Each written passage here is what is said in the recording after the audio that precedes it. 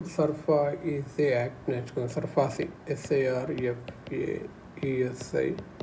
SARFASI Act 2002. SARFASI Act 2002 ఏంటంటే 1991లో Narasimhan one committee banking sector reforms మీద వేశారు కదా. అది ఏమవుతుందంటే బారోవర్స్ అనేవాళ్ళు కోర్ట్స్ నుంచి ఆర్డినరీ కోర్ట్స్ నుంచి స్టే ఆర్డర్స్ తెచ్చుకుంటున్నారు.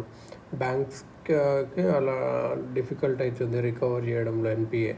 కాబట్టి డెప్ట్ రికవర్ ట్రిబ్యునల్స్ సెటప్ చేయాలి, ఆర్డినరీ కోర్ట్స్ ఇంటర్ఫియర్ అవ్వకూడదు లోన్ ప్రాసెస్లో అని చెప్పి 1991లో నరసింహం వన్ కమిటీ డెప్ట్ రికవరీ ట్రిబ్యునల్స్ డిఆర్టీ పెట్టాలని చెప్పి. నరసింహన్ 1998లో Narasimham 2 committee observe that DRTs need to be strengthened with a law. So డిఆర్టీని ఒక లాతో స్ట్రెంత్ చేయాలి అని చెప్పి ఒక తెచ్చారు. ఏదంటే సెక్యూరిటీ సర్ఫాసీ యాక్ట్ ఎనాక్ట్ చేశారు 2002లో. సర్ఫా ఈజ్ యాక్ట్ దీని ఫుల్ ఫామ్ ఏంటంటే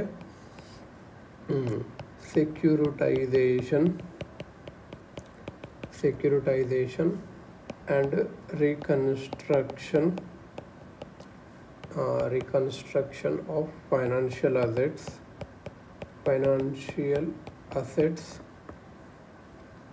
and enforcement of security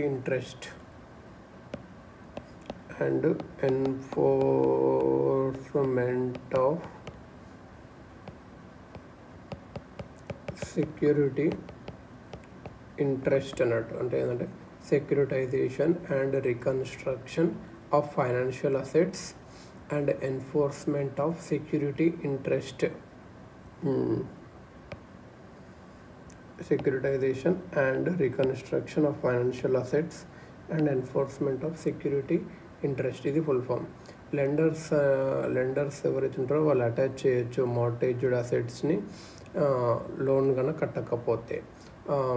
board of డైరెక్టర్స్ని మార్చొచ్చు ఆ కంపెనీలో, ఆ అసెట్స్ని ఆక్షన్ చేయొచ్చు, సెల్ కూడా చేయొచ్చు. ఎవరికి సెల్ చేయొచ్చు? అసెట్ రీకన్స్ట్రక్షన్ కంపెనీస్కి అసెట్స్ని సెల్ చేయొచ్చు. ఆర్బీఐ 2021లో సుదర్శన్ సేన్ కమిటీ చేసింది reforms for asset reconstruction committee. SARFAESI not applicable on farm loans మీద SARFAESI not applicable. Loan defaulter ఒకవేళ స్టే ఆర్డర్ తెచ్చుకోవాలి అనుకుంటే ఆర్డినరీ కోర్ట్స్కి వెళ్ళకూడదు, డెప్ట్ రికవరీ ట్రిబ్యునల్స్కి వెళ్ళాలి. ఒకవేళ డెప్ట్ రికవరీ ట్రిబ్యునల్ హెల్ప్ చేయకపోతే హయ్యర్ అపీరియల్ వచ్చేసి డెప్ట్ రికవరీ అపిలేట్ ట్రిబ్యునల్. ఒకవేళ ఇది ఇక్కడ కాకపోతే డెప్ట్ రికవరీ అపిలేట్ ట్రిబ్యునల్ ఇక్కడికి వెళ్ళాలి. But DRAT will require him to but DRAT ఏంటంటే కొన్ని మినిమం 50% ఆఫ్ డ్యూ ఫీస్ పెట్టాలి. ఎందుకంటే కొందరు కావాలని చెప్పి అపీల్స్కి వెళ్తారు. నెక్స్ట్ అపీల్ వచ్చేసి హైకోర్టుకి వెళ్తుంది. సో 50% అయితే డిపాజిట్ చేయాలి ఇది అన్నట్టు.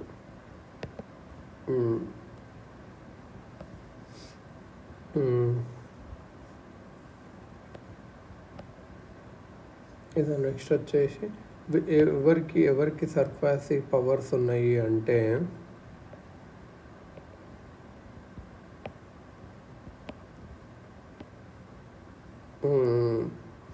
ఏ లెండర్కి సర్ఫాసీ పవర్స్ అంటే అన్ని బ్యాంక్స్కి కానీ ఇంకా హౌసింగ్ ఫైనాన్స్ కంపెనీస్కి కానీ, ఒక నాన్ బ్యాంకింగ్ ఫైనాన్షియల్ కార్పొరేషన్స్ ఒకవేళ 2 కండిషన్స్ సాటిస్ఫై అయితే దానికి కూడా.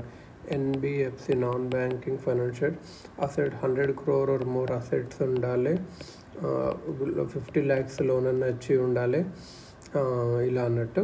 దీని లిమిట్స్ మారుస్తుంటాయి. ఒక 50 lakhs ఒకసారి 20 lakhs కూడా వేసారు ఇంత లోన్ ఇచ్చాడు. బజాజ్ ఫిన్సర్వ్, రిలయన్స్ క్యాపిటల్, ముత్తూట్ ఫైనాన్స్ ఇవన్నీ. కోఆపరేటివ్ బ్యాంక్స్కి కూడా సర్ఫాసీ పవర్ ఉంది. కోఆపరేటివ్ బ్యాంక్స్కి కూడా సర్ఫాసీ పవర్ ఉంది. SARFEA సర్ఫాసీ పవర్స్ ఉన్నవి ఇది అన్నట్టు.